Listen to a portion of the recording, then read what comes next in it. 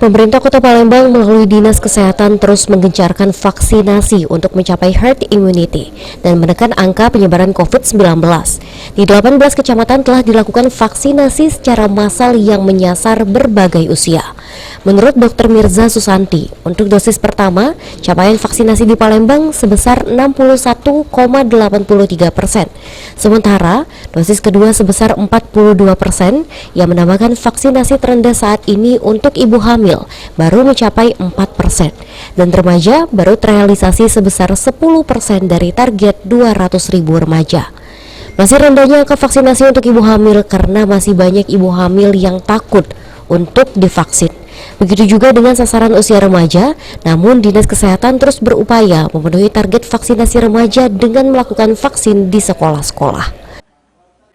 Hampir 62% ya, jadi 61,83% untuk dosis 1. Kemudian untuk dosis 2 itu sekitar 42%. Ini capaian vaksin yang terendah ini bagian apa?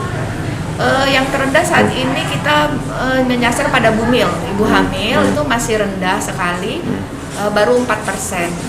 Dan juga pada kategori anak remaja juga masih 10% ya dari target kita.